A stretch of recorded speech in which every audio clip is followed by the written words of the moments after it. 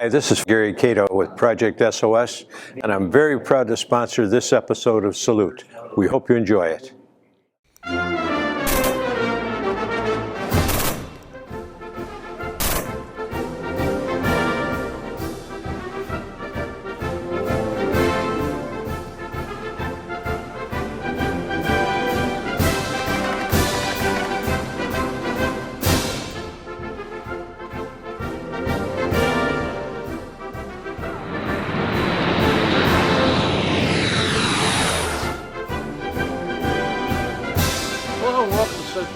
Salute you too. I have a very special program coming today. I have with me a veteran who is an actor, and he's going to be doing a performance down in Melon Patch Theatre for an organization called Forward Pass.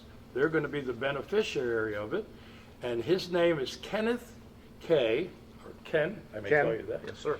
And I read your bio. I can't wait to see this play. You play 12 different roles. Yes, It's sir. all about Vietnam and the things that went on during Vietnam, and the after effects. Rather, Yes, I'll let you talk about the play. Okay. But first, I want to know about Seabees. When were you in the Seabees? I enlisted in the Navy in June of 1968 after I got my new classification, 1A. I decided I would rather enlist and have a few more choices. So I enlisted in June. I went active duty in October of 68. I was among the first groups of recruits to graduate out of RTC Orlando. Boot camp had just opened up. I was in Company 3.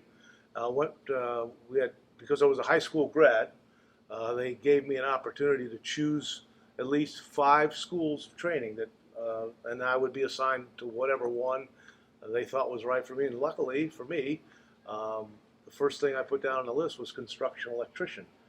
CB. I didn't even really know about the CBs until I got into boot camp. And, when you're just sort of figuring that out as a new recruit and wondering what you're going to do for the next 4 years, it just appealed to me. And the kind of work that particularly electricians or construction electricians did, climbing telephone poles, working on generators. And I thought, well, I've been climbing trees all my young life here growing up in Central Florida. I thought that's the deal for me. So got sent out to Port Hueneme and did A school there. Class of about 23, and we all thought that we were all headed to Vietnam. I was fine with that. I figured I'm going to be on ground. I'm going to be taken care of and doing the work, and we'll just see how it goes. But as it turned out, almost everyone in the company did go to Nam, and about a half a dozen of us went to Puerto Rico. I went to Fort Allen in Ponce, and 3 other guys I think went to Roosevelt Roads, and I spent 2 years down there working in power plants, standing watch, driving the Liberty bus. It was a preferred shore duty station, so I got to meet and work with a lot of guys who were coming back from Nam, because that was a good place for these guys to sort of unwind and sort of calm down from whatever experience they had over there. The mess hall was some of the best food I'd ever eaten as a human anywhere. And the duty was light, rarely had any kind of inspections, and again, it was a communication station. So it was CBs in the Public Works Division, just taking care of all the maintenance on the base, sometimes driving the Liberty bus into Ponce. But there for 2 years, and then they sent me to Davisville, Rhode Island, to MCB 71, and half the battalion sent to Diego Garcia. I was originally assigned to go to Antarctica, but unfortunately my father passed away while I was up there, and being the eldest of 7. My mom, who was still here in Leesburg, Florida, asked that if there was some way, because I was the eldest, if I could stay in the States. So I got a humanitarian reassignment based on that. I actually wound up spending the rest of my enlistment in Davisville, Rhode Island, doing all kinds of stuff. But by then, the effort in Nam was winding down, and CBs were coming back in droves. So actually, they were offering early outs for a lot of us. What year is this thing? This was I got out in the summer of '72, and originally had intended to use the GI Bill to go back to college. But got back to Leesburg, and needed to go to work. Just I hadn't saved much money while I was in the Navy. It was only a PO3 anyway. So college got deferred for a little while. It was later on when I got a little bit more on my feet a little more money in the bank, and I realized, well, I got 45 months of the GI Bill. And so I said, I feel like I don't know enough as a person. I want to go back to school and just figure out what it is I want to be for the rest of my life. So that's what happened. Went back to Lake Sumter Junior College at the time. It's now Lake Sumter State College, to study art. My father was a great illustrator, and I inherited a little bit of that from him. Oh. And so I used to love to draw and paint. And I thought, well, that's something I can do naturally. Let's really study it, officially, and see where it takes us. It was there. Somebody had asked me to just, on a whim, to come audition for a play that they were doing. There was no theater or drama courses offered out there, but I wound up getting cast, and it was just the experience of being with those other actors doing that play. We only did it one time. We didn't have a theater then. They have a great theater out there now, but we did it in the student union on an old riser stage, and I just had a great time. And so I did the next play and the next play, and wound up changing my major. And I guess, to make a long story short, wound up doing grad work, got an MFA in acting directing, and wound up becoming a professional actor and director and running theaters here and there. So this is all 40 plus years ago, and so it's been a pretty good life. Really been a good life, and I think that the choice was the right one for me. Yeah. Well, I congratulate you on the fact that you knew what you wanted. I still don't know what I want to be when I grow up. Well, but there are days. days. And you said you were climbing poles. Well, Yeah, that's yeah. what I climbed. We call them utility poles. Oh, okay. Because I was at the power company. Okay. So. But anyway, yeah. So we have some things in common. One thing we have in common is I read in your bio about your dad being on D-Day. Yes. My father was in the English Channel on D-Day and came ashore later on that day. He was a staff sergeant. He was, I wish I could remember the exact unit. He was out of New Jersey. It was a mechanized unit, and the Essex Cavalry. I believe that's what it was. And it was mostly recon, but by the time that day wasn't even half over, he'd been commissioned into a lieutenant's position. Wow. Because everybody above him, and we all know the history of D-Day and how many guys passed away over there. The fact that he survived was an amazement. And so he spent the entire tour in Europe. He was in Pilsen, Czechoslovakia, when the Germans surrendered, and it wasn't until I think September of '45 that he finally got to come home. But he stayed in the Army Reserve the rest of his life and made bird colonel eventually. So we used to call him Colonel Kay, and he's resting with my mother out at Lone Oak.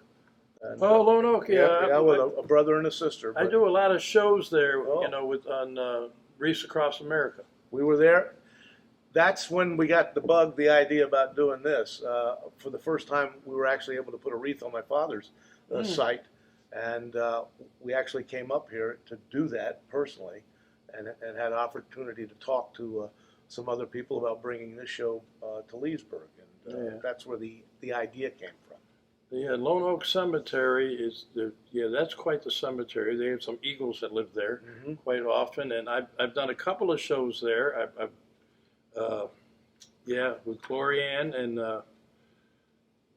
if you look at one of my shows, in the very opening part of my show, we show different things, and you'll see all these kids, the ROTC kids, right, and some music plays. They're all Leesburg High School.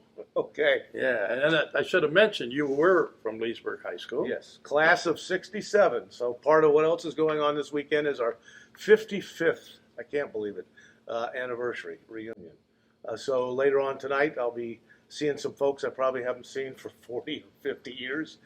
Some that I see off and on, because we still get to come back to Leesburg, not just to visit mom and dad, and my brother and sister, but to visit old friends, and because I've always regarded Leesburg as my hometown, even though I haven't lived here full time since the late '70s. But this is where I grew up, so it's home. We have some of Leesburg alumni, if they were after, what's that long after you? I don't know what year he graduated, but he was killed in Afghanistan, and Michael Bach and his parents are here. Okay. And Gold Star parents, and they're on our Veterans Committee. So it's a small world, isn't it? It is. It is very. But I want to talk to you about. I want people to know a little bit about this play and where are you going with this play. Where am I going? Well, this project has been with me now for almost a year and a half because it's a one-person play. It's a 70-minute piece. It's just me, and so it's taken a long time. It's felt like an eternity to learn it. You know, I'm amazed. Well, there's no breaks. It's not like doing a movie where you can yell cut and do the scene over again. So it's up there on the stage for 70 minutes, going through the events of Tim O'Brien, his life in Nam and before Nam. He's the author of the book The Things They Carried. He actually is a Vietnam vet. He was a college grad who who allowed himself to be drafted. He had a full scholarship for grad studies at Harvard, and but the government then was suspending those deferments, and he allowed himself to be drafted into the Army instead of going to OCS or any officer candidate school, and decided just to be a grunt with the rest of them. They used to call him Joe College because a college-educated PFC. Yes, it was when he went back to his hometown, Worthington, Minnesota. A little tiny dot, as he says, on the prairie. He was just appalled with the lack of understanding or empathy about what had happened in Vietnam by fellow citizens. I mean, people just didn't seem to either care or know or even understand what that conflict was all about and the repercussions that so many veterans have gone through because of it. And that's where the seed of the book came from. The Things They Carried is not just about the physical stuff, the weapons and the mess kits and the bandoliers, but he does talk about that. He talks about how much things weigh, but it's the emotional baggage that he talks about, that they all carry the baggage of knowing that they could die at any moment under any circumstances, because this platoon they were in the field. They were setting up ambushes, and a couple of events occurred in the field that Mr. O'Brien felt responsible for, either through some careless action or not thinking. And he carried the weight of that with him for many, many, many, many years. And eventually, like a lot of vets have done, after about 20 years, he went back to Vietnam with his daughter to revisit the site of some of the most atrocious action that he was involved in, some of the heaviest fighting, to see if he could come to find some resolution or some personal redemption for himself. And that's what the book is, really. It's a journey of love, loss, sacrifice, and ultimately redemption. And that's the kind of storytelling that really drew me to it to begin with, because that's the kind of plays I either like to direct or the kind of work as an actor I like to do. So I hope people, when they see it, it's not another Platoon-like movie. There is action described, but again, it's about this search for either self-forgiveness, whether inner peace. Yes. And some people might go, "Oh, come on, get over yourself," but it isn't easy to do. It's not easy at all. It's not easy. And I'm in the veterans community a lot, and I work with people who have PTSD and everything.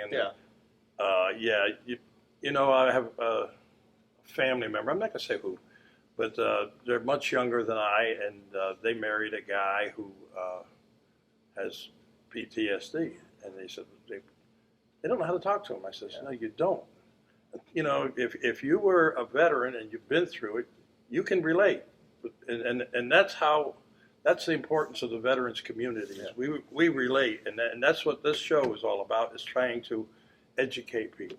Right. And remember the sacrifices and everything. But 12 characters. Yeah, it's Tim. He's the protagonist. It's his story. But there's another fellow in there, a Kiowa, who is a full-blooded Indian from Oklahoma, who winds up being Kiowa's best friend. His lieutenant, Jimmy Cross, another grizzled vet called Mitchell Sanders, who tries to help Tim deal with the death that he sees. I mean, there's a little bit in the play where he sees his first dead body, Tim does, and he just doesn't know how to react. And the vet tries to give him just a kind of a mantra to get through those times so he can keep moving forward and do the job that he's required to do in the field, which is not just protect himself, but protect the others around him. They're all brothers in arms. So, That's right, yeah. Tim's daughter shows up, so that's an interesting voice for me to do. Tim's father shows up. Some of the other guys who have smaller parts. A medic by the name of Rat Kiley, who is a very interesting human being because, in the Marine Corps, most of the corpsmen were just Navy guys, but in the Army they have their own corpsmen. Medics. Yeah. Medics, and he's a very interesting guy. He carries, plasma, morphine, and a whole load of comic books. When he's working on somebody who's wounded, who's still with us, give them a comic book to read so they can take their mind off the pain they're going through. So This is ironic. I got a phone call from a friend of mine who, up in Connecticut, they built this monument and they put bricks, for veterans. Well, Tommy Smith was the guy I went to high school with. He was my best friend in high school and everything. And he was a medic in Vietnam. Tommy told me one time when the first, he didn't talk much about it, but one time he says his first experience was they were shooting at him. He turned around to run, and he thought, "Oh, I can't do this," He stopped, and he said the guys ran over him. But Tommy, unfortunately, I always say this now that I'm older. I wish I knew more about PTSD then than I did now because Tommy drank himself to death. Yeah. And he's always in my thoughts. In fact, I sell Christmas cards that he hand drew, and we donate the money to charity. But there's so much. I am a Vietnam vet. I was not in a lot of all that. I was with the Air Force and with the B-52s. Right. And I had a couple things that happened with me, but it's not my story. It's your story. And I am looking forward to seeing this so much. Well, and I know some of my friends that are coming I'm sure we're all going to be very moved. But you went to a lot of schooling for all this, right? Well, like I said, I did. I went all the way through grad school. I got my MFA at Florida Atlantic University in Boca Raton. From there, I did a professional internship at the old Burt Reynolds Dinner Theater when Burt was still the #1 star in the world.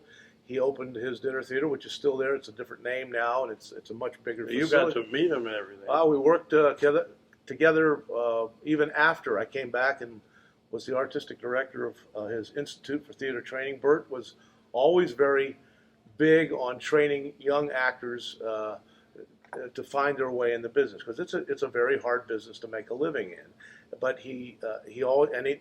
when he was at the height of his box office power and doing the dinner theater down there, he would invite his friends from Hollywood to come in. And so I met some of the most famous people in the business back then, worked alongside of some of them. Burt always required those stars, people like Elliot Gould and Martin Sheen and others. They had to teach while they were there. They couldn't just come and do a play. They had to teach the interns. Oh, yeah. So we got to take classes with these folks. And that kind of training you don't get in college. I had a lot of PhD professors who were very smart, and they taught me a lot. But the nuts and bolts, the day-to-day inner workings of showbiz, whether it's you're in the theater or in front of a camera, it was life-changing. And it was there that I for a while, going through college, it's kind of like playtime. There's no real stakes. You're getting your GI Bill and other financial support. But when you're out of the nest and you have to actually get a job to make money to pay your rent, and it depends on passing an audition, it's a very different kind of situation. And there I got the confidence to say, okay, I understand what's required. It's not going to be the same thing every time I go up for a part, but in the preparation for those things, I learned how to discipline myself to do that work. And so far, so good. I mean, here we are, like I said, 40 plus years later, and we're still scratching it out. And old actors don't retire. I don't think I haven't retired yet either. It's just if I ever get to the point where I can't remember where I parked my car, I'll probably toss it in. But this was for me, it was a mental challenge. You know, I'm not a spring chicken anymore, and I really wanted an opportunity to not just to test myself, to learn all of these words and then put them out in the same order that they're written, but because I believe in the story. Oh I believe in. When I read about it, and everything, I said this guy's got to believe in the story. To take on all these 12 different characters, and this is a tremendous amount of work, you know. And I knew you had to have a passion for it, and yes, I'm glad to see. Speaking of passion, the proceeds are going to go to Forward Pass. Yes, sir. Did you know anything about Forward Pass? This was something that my co-producer Beverly Onstead, a former classmate as well, talked to me about when we were planning for this. She said, I'd like to turn this thing into a benefit for this not-for-profit. And I didn't know anything about it, but I went on their website and read their mission statement and the other things that they're doing for homeless youth or people who have, I guess, aged out of foster homes. Mm-hmm. And I thought, well, this is a real deal. This is good stuff. It's not some imaginary charity for some imaginary cause. This is a real crisis in our country, not just in Lake County and other places, but all across the country. So I thought, sure, this makes it even more important to do. So I'm glad to be able to be in a minute, I'm going to be interviewing a gentleman from Forward Pass to talk about Forward Pass. But you've appeared on shows and plays. Any memorable plays or shows? Well, I've had I can tell you my film career is about 2 minutes long. But if you're ever up late at night and an episode of Miami Vice comes on, you may see me chasing one of either Don Johnson or Philip Michael Tubbs, across the Miami skyline. I did a film with Burt Reynolds a while back and co-starred with Reba McEntire, which was a lot of fun. Oh, I like her. And I have about 16 seconds of glory in a film called Random Hearts with Harrison Ford, Indiana Jones. You know, Han Solo, was great to be on the set with him. So nervous. Such a great star, and I'm just speechless. But Random Hearts, don't blink, you'll miss me. But because of my military training and because of my growing up with my father and learning how to do hospital corners on my bed before I was 12. Bounce that coin off the sheet. Yeah. Have that hair combed. I don't know what he would do about my ponytail right now. Yeah. It's for the play, Dad. Trust me. The military training, though, helped me in auditions for plays that revolved around the military. I got to do one of the first plays I ever directed when I started moving into directing was Mr. Roberts. And and I didn't serve on ship, but what a great play, and understanding the jargon and how people are supposed to stand and dress, and understanding gig lines, and particularly the Navy uniform, which has gone through several evolutions. But Mr. Roberts is set in that time where you had the Dixie cup, and it was 13 buttons on a pair of white pants, or that kind of stuff. Later on, I did A Few Good Men, which is a story of a situation that takes place in Guantanamo, a movie with Jack Nicholson and Tom Cruise, but it was a play first on Broadway, so I had a chance to direct that. Another play that was very near and dear to my heart and a great opportunity for me was Biloxi Blues by Neil Simon, which is set in boot camp in 1944, and I played the drill sergeant. And we've all had, those of us who are vets, have always all had a little experience with a drill sergeant. So my hair was pretty long, and I went back to the barber, and I got, for the part, I was scalped again. So I'm looking in the mirror, I feel like I'm back in boot camp. But this time I was in charge, and great play. We did a national tour, first Broadway tour, and spent about 18 months on the road, touring the country, doing this play 7-8 nights a week. That was an experience that I think formed the rest.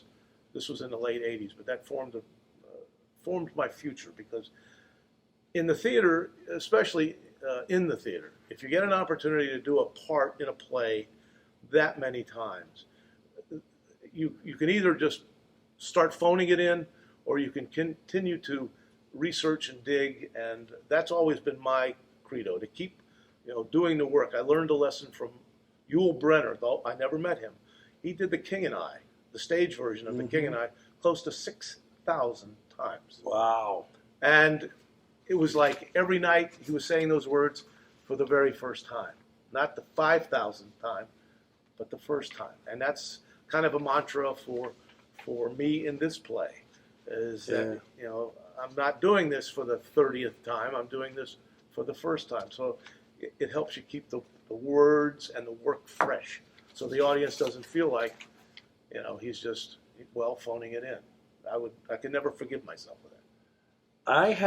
I'm going to confess something to you. Okay. When it comes to the theater and acting and all that stuff, when I was in grammar school, I played the part of a clock. Ah. They put a big box on me, and I was a clock. Okay. Then we did a play where they surrendered to Grant, and I stood and held the flag. Okay. And then I moved right on up because they had John Paul Jones, and I was standing there as a statue as John Paul Jones. But what really got me was when I was in the 5th grade, we had a play for 12 boys. It was all about getting jobs and this and that. And one of the guy comes in and, hey man, and interviewing. 13 kids in the class. You know what my part was? I opened the curtains. So I'm jealous, brother. But I'm so, I'm so looking forward to it, and the play itself has got to be fantastic, And, Well, if people haven't read the book, if you see the play, you're going to hear a lot of what's in the book. But it's the things they carried by Tim O'Brien. It was nominated for a Pulitzer. I want to make sure we mention Jim Stoll, who was also Air Force vet, who adapted the book for the stage. The rights had been sold to make a film of it, but COVID hit and a lot of stuff shut down. Yeah. So that's still in limbo, but ultimately it may become a film where they won't need one actor to play 12. They'll hire a cast of actors. But Jim Stoll did a remarkable job. He's from Minnesota, where Tim O'Brien grew up, and so he had a connection to the material and to the land, because Tim in the book and in the play has a crisis of conscience. He doesn't know if he wants to do this. So he thinks about going to Canada, and literally gets to that. No spoiler alerts here, but he gets to that line between running away and staying, and that's a critical moment in the play. That it's great fun to play that, because it's so well written and it's so real. I never actually went through that when I got my reclassification. Growing up here in Leesburg, it's also a very conservative little place. And then with only 3 television stations instead of all the stuff we have now, news was. We just knew we were at war, and that's what you did. You did your part, absolutely. Yeah. Well, I can relate, because actually I'm a little older than you. And, Not much, I'll bet. Well, I graduated in '66. Okay, so year before. Yeah. Well, I should have graduated in '65, but I tell everybody, I love 5th grade. Yes. I loved it so much. I spent 2 years there. Yes. Well, that's as good an excuse as any, I think. Yeah, you will. But anyway, it's going to be a powerful play. It's going to be terrific. What are you going to do after this one performance? You taking it on the road? Well, we have, my wife and I, Kim, we formed a little production company, kind of a nomadic production company. We don't have our own theater, but we travel to other venues, called K Squared Productions. She has written a play that I directed a few years ago. We plan to do a twin bill. Her play, which is called Silver Shadows. It's the story of Frankie Silver, a legendary woman from North Carolina who was one of the first women hung for murder in North Carolina. And to this day, because of lost court records and other things. No one is really certain if she actually committed the murder or had help. But in 1831, a woman was not allowed to take the stand in her own defense. And so a lot of people believe she was railroaded. Changed, huh? And this is a story that my wife grew up with because she was raised in the same area of the state where this story took place all those years ago. So this summer we hope to go back to Morganton, North Carolina, to the historic Burke County Courthouse, a place where Senator Sam Ervin of Watergate fame he was a circuit riding judge, and he would, drive a carriage through the mountains to hold court here and there. That's the place where Frankie, she was hung not too far from there. But the old courthouse still exists on the third floor of where the building is. So we plan to do her play there, and hopefully we're going to do the things they carried again. And then we don't know. It's the actor's life. Hi diddly dee. We'll figure out the next an thing. actor's life for me. We'll figure it out as it happens. Yeah.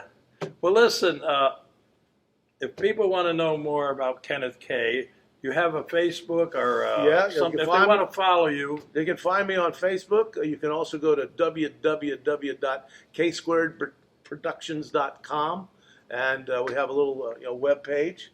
We try to update, keep people aware of what we're doing.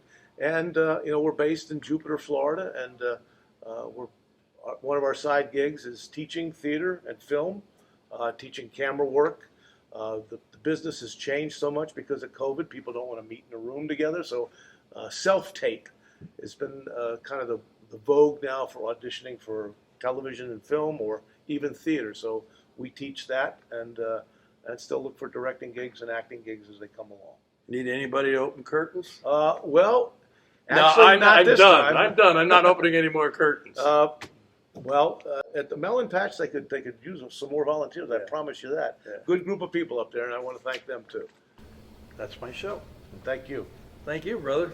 I'm here now with Mr. Rick Greenwood, who is with Forward Pass, the organization that's benefiting from the play down at Melon Patch Theatre, the things they carried.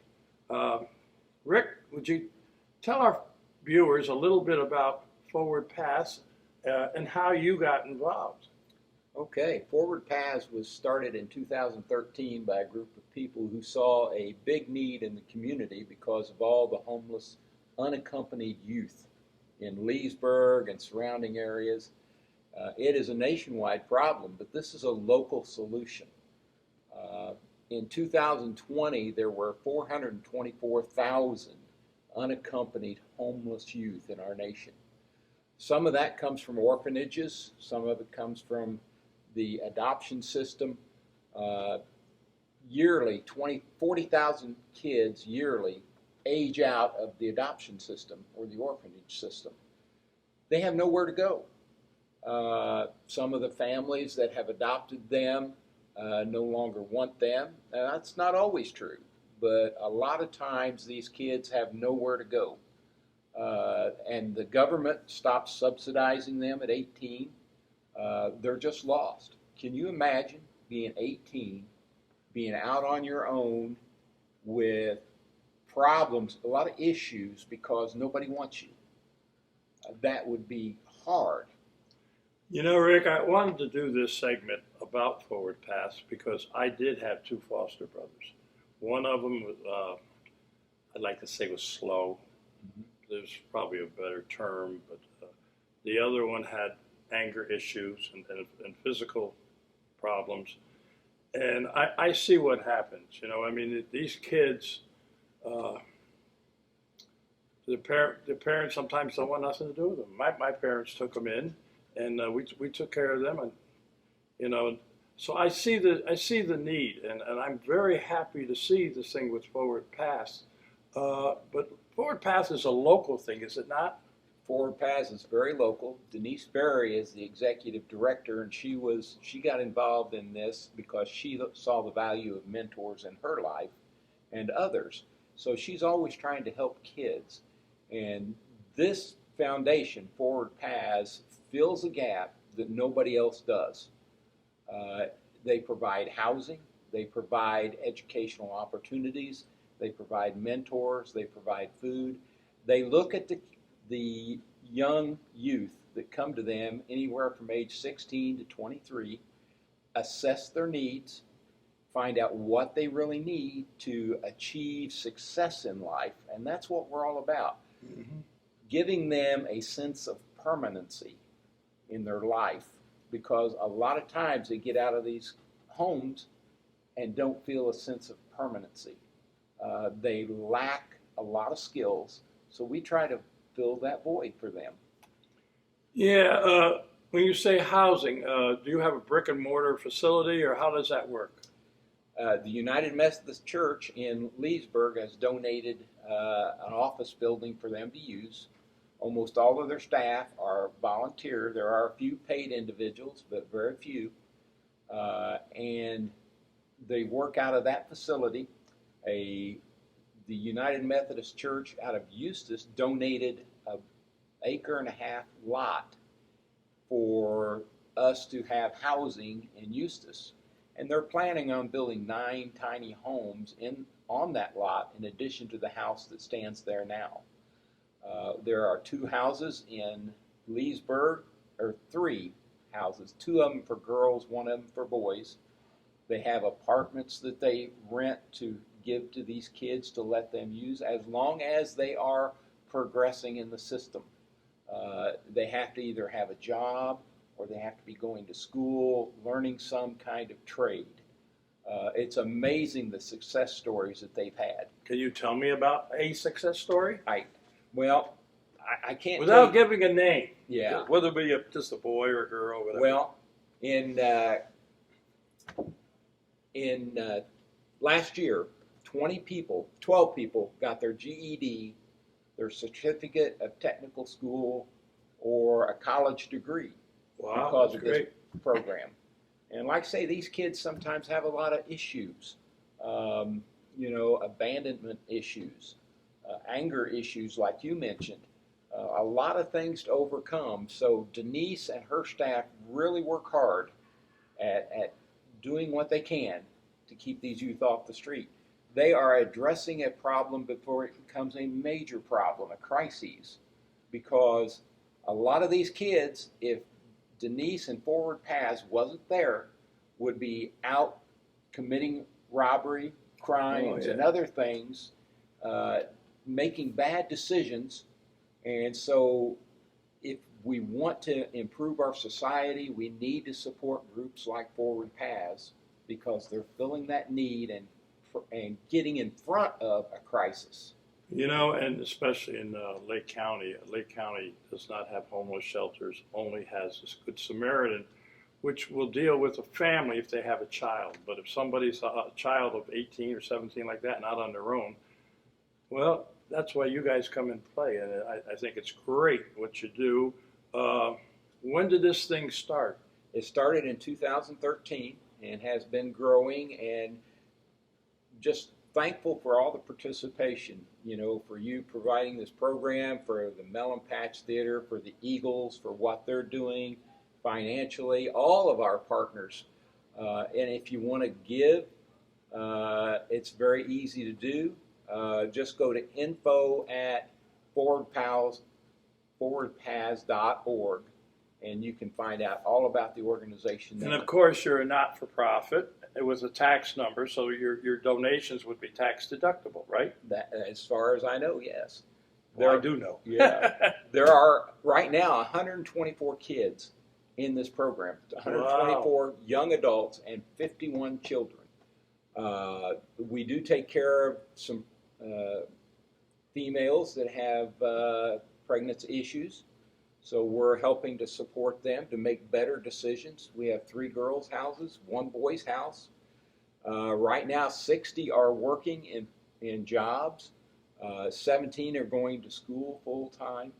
Great. And it's just amazing everything that's being done. I right now am a mentor to a young man who's really struggling.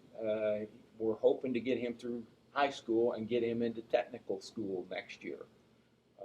Do any of these kids have a desire to join the military? Do you think? I do not know. It wouldn't surprise me that might be an option to go. Yeah, because the military does great things, But anyway, yeah, maybe somebody will choose that. Yeah. But okay, so you're housed in different locations and everything. Yes, housing in different locations. And what's nice about this property in Eustis is it's only a short distance to the Lake County Technical College. So the kids will be able to go to that technical college very conveniently and progress further in their life. How did this come about with this play that's being done, the things they carried? How did you guys get involved? And you know? Yeah, I do not know that answer. I haven't been with Forward Paths all that long. I moved here to Leesburg, Florida, because I wanted to get involved in a church that supported these kind of things. Yeah. And the congregation I belong to encouraged me to do that, because where I came from in Indiana, I was an assistant jail chaplain. And I saw the need there, and I really saw the need here, so I moved here to support this because I really feel strongly about it, and they're having such good results. Okay, so we mentioned where, if they want to send a donation, but some of the Forward Path's financial needs for the youth. You wanted to talk a little about that, and what is the list of items for youth? Name some of them. We haven't got all day, but I'm sure you have a lot of things. Right. Well, Forward Paths could use money, contributions, which are tax deductible. They could use food. They could use shaving equipment for the young men. They could use sanitary products for the young women. They could use shampoos, personal items like that. New shower curtains, curtain rings, Bottled sheets, waters, oh yeah. Oh yeah, that list goes on and on. Anything the kids could eat. And you got to remember, these kids don't have a lot of kitchen skills. So it's got to be something simple that they can fix really easy. Well, Rick, I don't have a lot of kitchen skills either, but I know how to take the frozen food out of the carton and peel back the cellophane. But anyway, yeah. They really like the ramen noodles. Yeah. So I mean, you talk about the need for like personal hygiene and stuff like that. Is there a local area where people drop stuff off for you, or do you have to just get money and buy stuff? You can drop stuff off at Forward Paths, which is down on Magnolia Street. It's in a little office building there. Like I say, if you go online, even if you just Google Forward Paths, you can read all about it. You can find out how to donate, how to give your money. And money's important, but sometimes what's more important is personal involvement.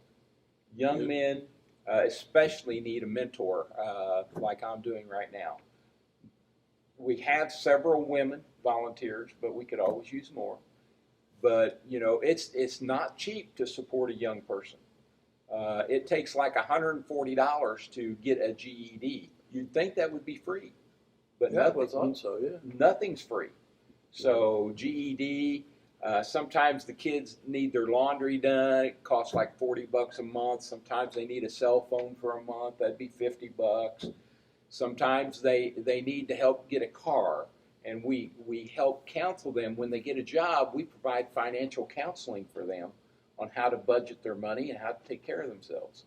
Well, I think it's an excellent program, and I hope the model that you do, people watch this all over the country and say, hey, we can do this too, you know, because we need to give, a hand up, not a handout. Right. And that's exactly what this kind of program does. And I thank you for what you do. I'm very pleased to see what Melon Patch Theatre is doing.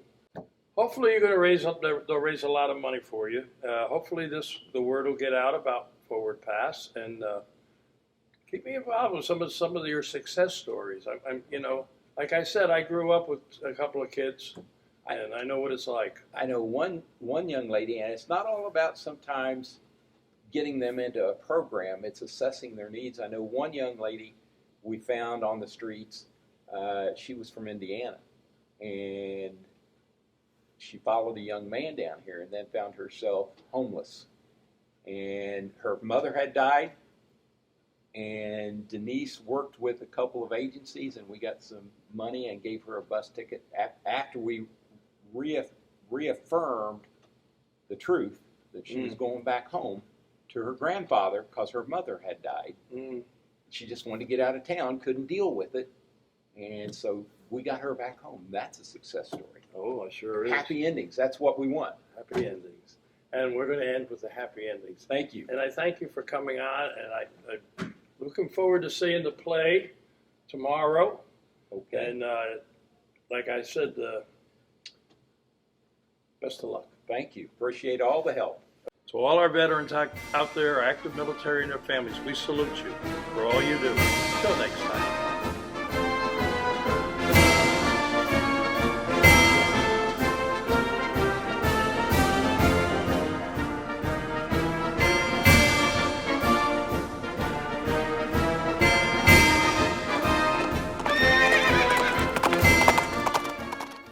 Since 2009, Project SOS has assisted our veterans both overseas and here at home to overcome medical issues, homelessness, and disabilities. Initially, our efforts resulted in over 22 clinics opened in Iraq and Afghanistan. Recently, as troops have been withdrawn, we have concentrated on issues here at home. During this past year, we have been able to distribute 42 motorized wheelchairs and numerous mobility devices to our local veterans who have served in World War II and up to and including Afghanistan. We continue to offer solutions to our local homeless veterans in the Ocala National Forest and other Central Florida locations. Project SOS Support Our Soldiers needs your assistance to continue helping a growing homeless veterans population. Over-the-counter medications and personal hygiene supplies are acutely needed. Your financial aid will greatly increase the support they so desperately need.